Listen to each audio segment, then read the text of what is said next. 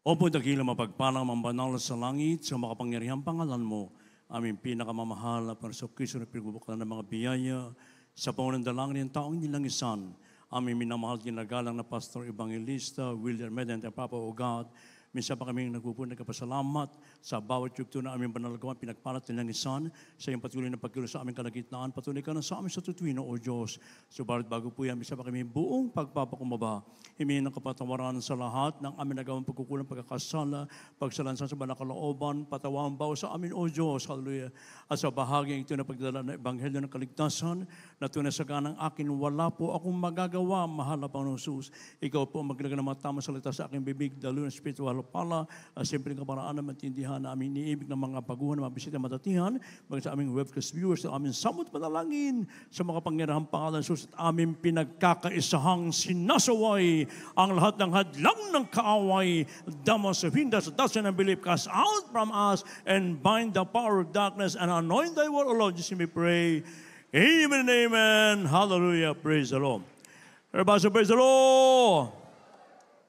Purihin po ating pinakamamahal na Panginoong Kristo at unat-tigit sa lahat. Ako muna po ay nagpapaabot po ng pinakamataas na pagpupuri, pagwalhati, pagdakil at pagsamba sa ating pinakamamahal na Panginoong Kristo na pinagbubukan ng mga biyaya. And we give the more honor and respect to our dearly beloved honorable parents in the Lord. And we always treasure, remember the blessed memories and teaching and preachings of our dearly beloved honorable Pastor Evangelist William Medente, the end-time prophet of God. Beloved honorable Son Pastor Luis Almeida, beloved Mama dear, greetings and respect to all the beloved children in the Almeida family in the Philippines, as well as in US and in Canada. At sa lahat po natin mga kapamanggawa, mga kapatiran, mga inibig na mga bisita, mga sa ating webcast viewers throughout the world, a pleasant evening and welcome to the Republic of God. Amen. Everybody, praise the Lord. Beloved sons of God, the great God is truly joyful and pleased when each of His children continuously offers praise and gratitude to the Creator God. And this praise should not only be in our holy services. We must always remember that there are always blessing and power from God when we consistently praise Him. Mga iniibig, ang ating dakilang Diyos na buhay ay nagagalak at nalulugod pag ang bawat sa puso sa kanyang mga anak ay laging nagpapaabot ng pagpupuri, pasasalamat sa dakilang Diyos na lumikha. At ang pagpupuri, mga inibig ko, ay palagian hindi lamang po sa ating banal na gawain, kundi ito po lagi nating ginagawa at lagi nating alalahanin na may pagkapala at kapangyarihan mula sa Diyos pag tayo po lagi nagpupuri. At magsabing praise the Lord. Kaya kung ating po mababasa dito po sa from the Hebrews 13:15 in Psalms 92 verse 1, kaya nilaman po. The book of Hebrews chapter 13 verse 15. By Him therefore let us offer the sacrifice of praise to God continually, that is the fruit of our spirit, the fruit of our lips, giving thanks to His name.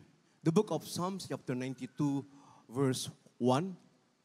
It is a good thing to give thanks unto the Lord and to sing praises unto Thy name, O Most High. God bless you po sa Tagalog.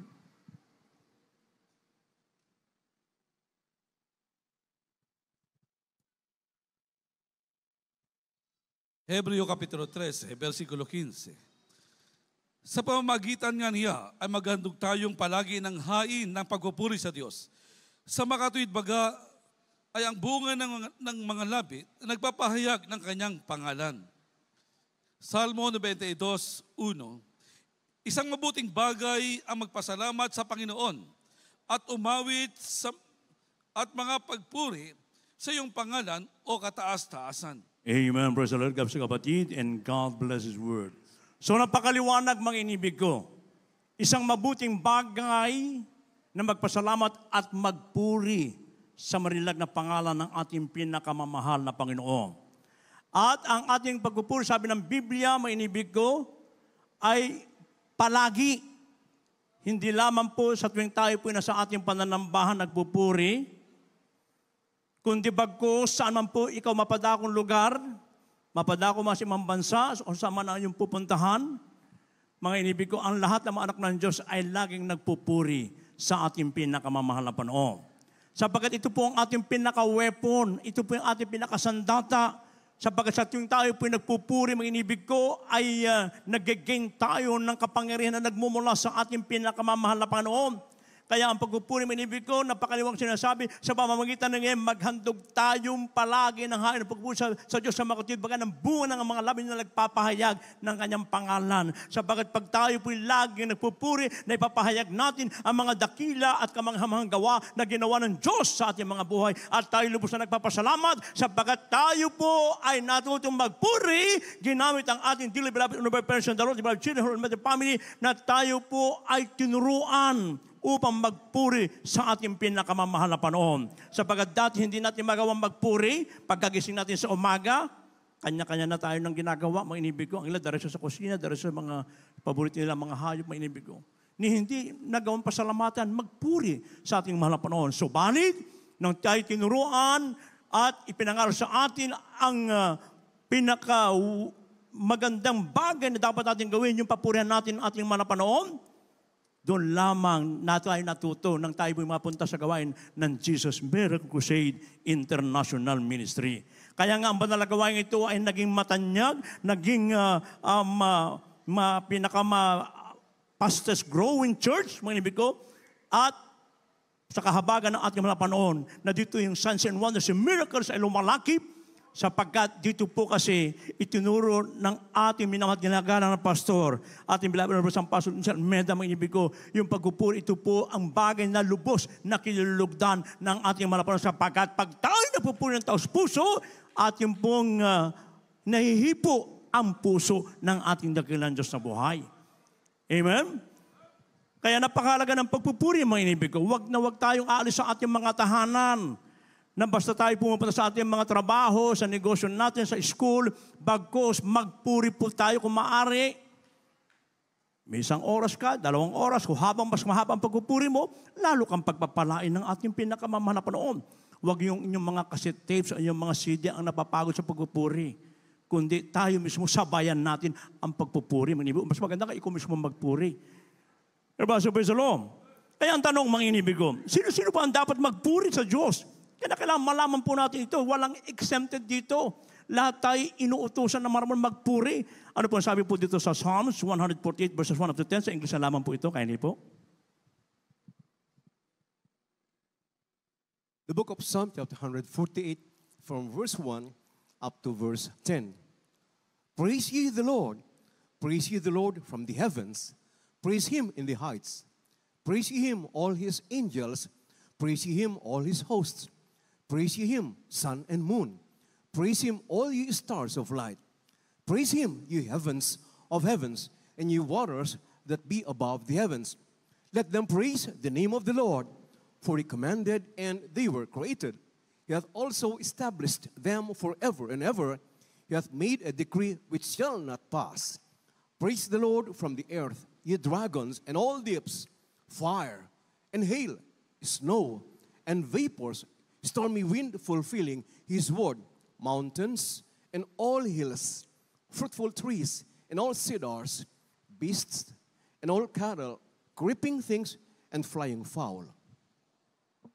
Amen. Praise the Lord. Purihin po ating pinakamamahal na Panginoon. So napakaliwanag, mga inibig ko, lahat ng nilalang na may hininga, na nilalang ng ating pinakamamahal na Panginoon ay kinakailangan magpupuri sa ating dakilang Diyos na buhay. Maging ang mga hayop, maging ang mga punong kahoy, ang kabundukan, maging ang kulog, mga inibig ko, lahat.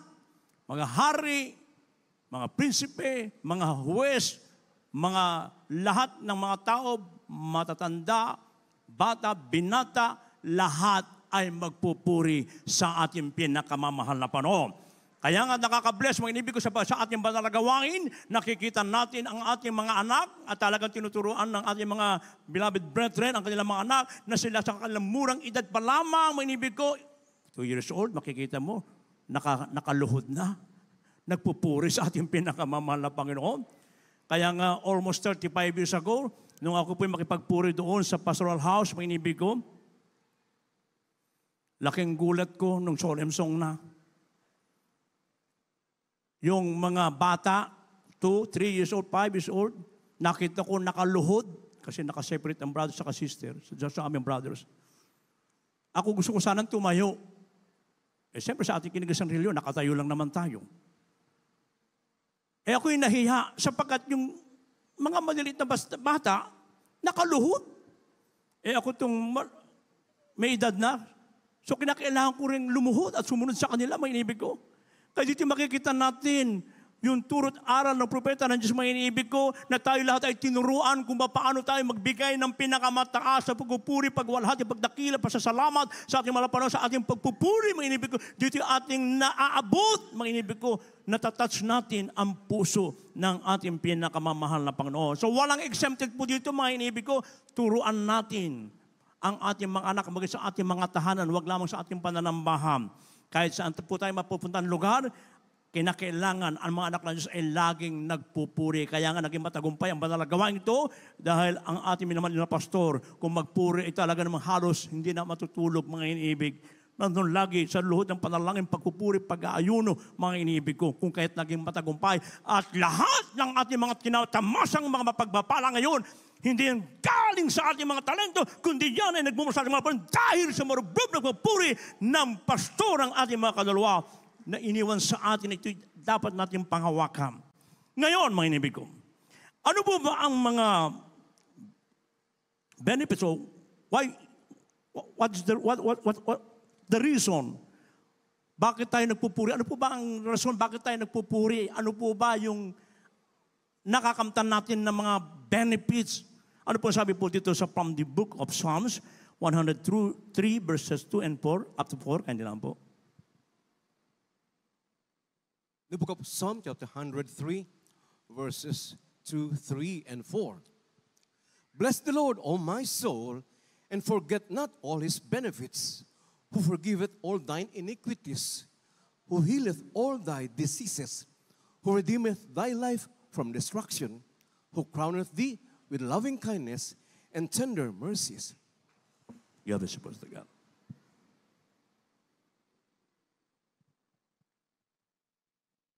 Dito po sa Aklat ng Mga Awit, Kapitulo 103, ang talatay 2 hanggang 4.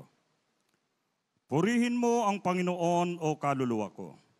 Huwag mong kalimutan ang lahat niyang mabubuting gawa, na siyang nagpapatawad ng iyong lahat ng mga kasamaan, na siyang nagpapagaling ng iyong lahat ng mga sakit, na siyang tumutubos ng iyong buhay sa pagkapahamak, na siyang nagpuputong sa iyo ng kagandahang loob at malumanay na mga kaawaan. Amen. Purihin ang ating dakuran Diyos sa buhay. Ito pala ang reason bakit tayo po nagpupuri sa ating mahal na Panginoon. Meron po tayong mga mabubuting bagay na binibigay ng ating mahal na Panginoon. Ano yung mabubuting bagay na ginawa sa atin na ating dakuran Diyos na buhay? Ibig ko na tayo po pinatawad sa ating mga kasalanan, binago ating mga buhay, pinagaling ating makaramdaman, nakaroon tayo ng kapayapaan sa puso't isipan, mga inibig ko. Yan yung mga mabubuting bagay na ginawa ng Diyos sa bawat sa atin. Kung bakit kinakailangan na tayo pong lahat ay magpuri sa ating pinakamamahal. Siya ang Diyos na nag-iingat. Siya ang Diyos na tumutubos. Sa buhay natin, sa pagkapahamak, maging sa karamdaman, mga inibig ko, pag tayo nagpupuri, mga inibig ko. Yesterday, mga inibig ko, ang aking beloved wife ay nagsabi na naman nakakain na naman ng malamig. Alam na, bawal sa kanyang malamig. Sa madaling salita, sumakit na naman ang kanyang tiyan, mga inibig ko. Ilang oras, hanggang sa pagkagaling ko sa radyo, mga inibig ko, halos sabi niya, halos di ko na kaya, sabi niya. Talagang namumutla na, mga inibig. Subalit, ang sabi ko, magpuri tayo, magpuri. I-search ang ating mga sarili. May mga pagkukulang na dapat pagsisihan. Kaya sa madaling salita, mga inibig ko, habang nagpupuri, mga inibig, pagkagaling sa radio, every 20 minutes, nililians ko siya. Hindi ko na malayan, mga inibig ko, na umabot na pala ako na hanggang alas 3, alas 4, nakita ko nakatulog siya, mga inibig ko. Pagkatapos, pagdating alas 5, tinapos ko na yung pagpupuri ko, hanggang 5 oras sa kahabagan ng mahal na panahon. At ito mga iniibig ay ngayon sa kahabagan ng mahal na panahon sa panandala ng mahal na pastor, the beloved children of the family, mga iniibig, ay nandoon yung unti-unti na siyang pinalakas. Bagamat, siyempre, pag sumasakit ang tummy mo, naranasan ko yan 15 years ago, 3 araw na, pag natangkanti mo yung tummy mo, masakit ang iniibig. So, nandun pa rin yung sakit mga iniibig ko. Kaya sabi ko, magpuri talaga. Kaya dito makikita natin, sa oras ng kagipitan, sa oras ng kamatayan, mga inibig ko, wala tayong gagawin, kundi papurihan ang ating pinakamahal. Kailangan mong umiyak, mga inibig ko. Umiyak tayo sa ating mahal na Panginoon. So yan ang mararamdaman natin na pagpapala na itinuro sa ating mga magulang sa mahal na Panginoon, the beloved children, mga inibig ko. Kaya panghawakan po natin yung kaligtasan ng ating pananampalataya, mga inibig ko. At may danger, mga inibig. Pag ang anak na Diyos ay hindi na po nagpupuri sa ating mahal na Panginoon. Ano po ang danger, mga iniibig? Basahin na lang po sa inyong mga tahanan nito, mga iniibig ko. Sa book of Psalms, second book of Psalms, chapter 11, verses 2 up to 5, na kung saan si King David ang pinaka sa pagpupuri, mga iniibig ko. Talaga nandoon kanyang pagpupuri. 7 times, ito yung nagpupuri siya, mga iniibig ko. Aparte pa yung gumigising siya ng madaling araw. At isang araw, sa kanyang pag-akit sa terrace niya, imbis na magpuri siya, hindi niya nagawa yung magpuri. Kaya doon sa pagpunta sa terrace, meron siya nakitang magandang babae, may inibig ko, at siya'y nabighani, ipinakuha niya yun. At doon sa nagkasala, mga inibig ko. Kaya sa atin man din bilang mga anak ng Diyos, kinakailangan na wag nating kalilimutan, wag nating katatamaran ang pagpupuri sa Diyos sapagkat ito isang mabuting bagay na lubos sa kinulugdan ng ating malapan. Sapagkat pag hindi ka mo na nagawang magpuri, mga inibig ko, ang mga anak ng Diyos, andyan na easily provoke. Lahat ng bagay ay magagawa mo sapagkat wala ka ng yung langis ba, yung anointing, may inibig.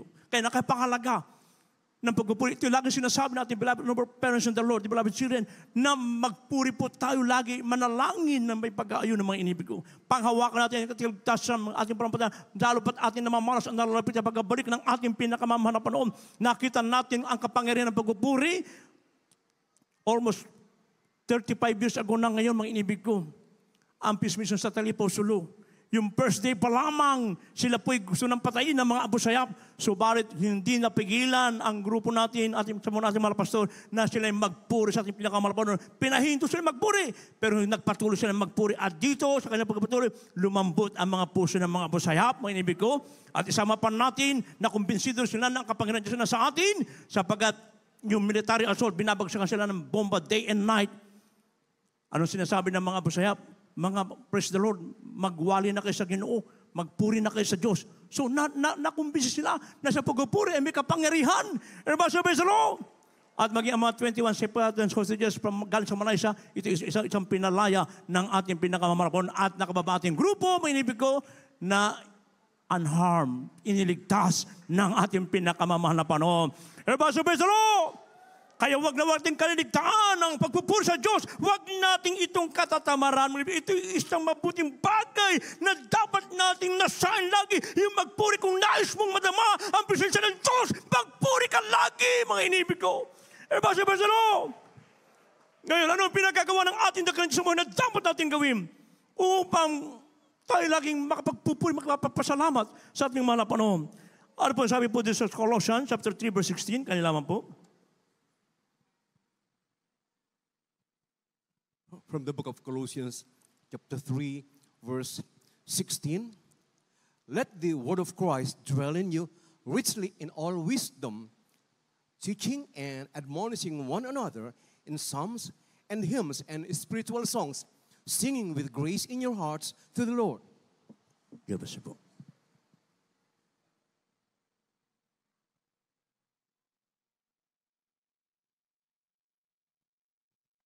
Mga taga-Kolosas, Kapitulo 3, versikulo 16. Manahanawang sagana sa inyo ang salita ni Kristo, ayon sa buong karunungan, kayo'y magturuan at magpalalahanan sa isa't isa, sa pamamagitan ng mga salmo at mga himno at mga awit ukol sa Espiritu, na magsiawit kayong may biyaya sa inyong puso sa Diyos. Purihin ang ating nagalan sa buhay. So ito po ang malinaw na pinagagawa sa atin ng mahal na Panginoon. Kaya nga sa tuwing tayo nagkakatipon-tipon, mga inibig ko sa pamamagitan ng ating mga pagpupuri, tayo po nag-aaralan sapagkat sa ating pagpupuri na inaawit. Mga inibig ko, minsan may mga awit din tayong inaawit tungkol sa mga pagpapala, sa mga pagsubok, sa mga karamdaman, sa kahirapan. Andyan na lahat kumpleto, mga inibig ko. Kaya sa pamamagitan ng ating pagpupuri, tayo nagpagpapaabot tayo ng pasasalamat at kailangan manahanan lagi ang banal na salita ng Diyos sa atin. We have to meditate the Word of God day and night. Kaya ang banal na kasulatan ito, huwag itong mapapahiwalay sa atin. Lagi natin itong babasahin, bubulay-bulayin natin ang kabutihan ng Diyos. Sapagkat dito, magkakaroon ka ng grabing knowledge and wisdom from above pag tayo po lagi nagbabasa ng banal na kasulatan. Kaya manahanan nawa lagi sa gana ang salita ng Diyos. Lagi tayong nakikinig ng mga papuri, nagpupuri tayo, umaawit tayo sa ating mga napanon. Diyan nalulugod ang ating pinakamamalapanon. At pag nagawa natin ng mga bagay na yan, ano ang pangako ng ating pinakamamalapanon? Dito po sa Psalm 98, verse 1 and 2. Maganda na po mawit, manunugtog.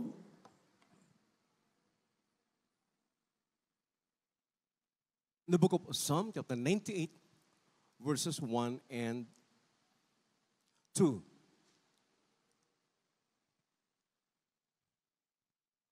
O sing unto the Lord a new song, for he hath done marvelous things.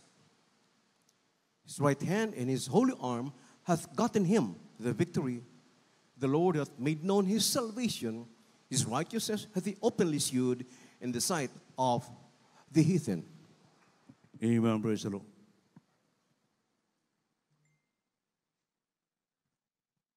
Dito po sa Aklat ng Mga Awit, Kapitulo 98, ang talatay 1 at 2. Balik, ibaba mo na hanggang 3, kapatid. 98 verse 1 ito. Ito po nakasulat. O magsiawit kayo sa Panginoon ng bagong awit, sapagkat siya'y gumawa ng mga kagilagilalas na bagay. Ang kanyang kanan at ang kanyang banal na bisig ay gumawa ng kaligtasan para sa kanya. Ipinakilala ng Panginoon ang kanyang pagliligtas. Ang kanyang katwiran ay ipinakilala niyang lubos sa paningin ng mga bansa. Amen. Amen. Praise the Lord. Praise the Lord. So napakagandang pangako ng ating pinakamamahal na Panginoon, mga inibig ko, kinakailangan na tayo po lagi ay magsisiawit, magpupuro sa ating mga Panginoon. Dito pinakikita ng Diyos ang kanyang grabing kagilagilas na mga gawa, yung kanyang pagliligtas na ginagawa sa bawat sa atin. Napakinggan natin yung huling nag-testify kanina. Dito sa lugar lang ito ng Barangay Saog, pasuroy-suroy lagi umuwi. Kanya nandaw ang tahanan niya sa kalye. Isang araw, mga inibig ko, nakakilala sa ating mga Panginoon at dito siya pinagpala, binagong lubos ng ating Diyos sa buhay. Kaya sa kanyang pagkapatuloy, sa kanyang pagpupuri sa ating pinakamalaki isang araw, pinasok niyang kanyang tahanan. Maaari, ay hold upin sila doon, mga inibig ko, papatayin sila. Ang ating mga kapatid dito naman, sumamba at nakipagpuri sa ating pinakamamahal na Panginoon. Anong sabi nung mga masamang loob? Asan yung asawa mo? Ang sabi niya, ang aking pong asawa, nandiyan po yan, malapit lamang po dito, sumamba po, nagpupuri sa Diyos. Pagkarinig na nagpupuri sa Jesus, nakatakot, nagtakbuhan yung mga masamang loob. Kaya ba, sabi sa loob? So dito yung makikita natin yung pagliligtas ng ating pinakamamahal na Panginoon. Binabago ng Diyos ang mga isipan ng mga taong masasama, mga inibig ko. Maging sa mga disgrasya, ang mga kapatiran natin, mga inibig ko. Yung isang kapatiran natin kanina, mabubundol na ng truck. Sabi niya, 1 inch lang. Mababangganan ng truck. Pero iniligtas ng ating pinakamamahal na Panginoon dahil hindi sila nagkulang sa pagsamba sa pagpupuri sa ating pinakamamahal na Panginoon. Kaya sabi ng Banal na Kasulatan, by Him, therefore, let us offer the sacrifice of praise to God continually. That is the fruit of our lips, giving thanks to His name. Sa pamagitan ganyan, maghandog tayong palagi na inapupuri sa Diyos sa pagkatibagan ng bunal na laban na pagpapahayag ng kanyang pangalan. At isang mabuting bagay ang magpasalamat at umawit ng pagpupuri sa ating pinakamamahal na Panginoon. Tayo po lahat tayo tumayo, mga inibig ko. At minsan pa nating papurihan, pasalamatan ang ating pinakamamahal na Panginoon habang ating inimbitahan ang ating mga iniibig na mga bisitang ilan po nakadalo. Sa ating beloved Witness viewers, awitin po natin ang ako'y magpupuri sa iyo. Amen. Praise God. Gawin natin panalangin ng awit nito. Tayo tumayo, mga inibig ko. Pwede kayong lumuhod. Amen. Praise God.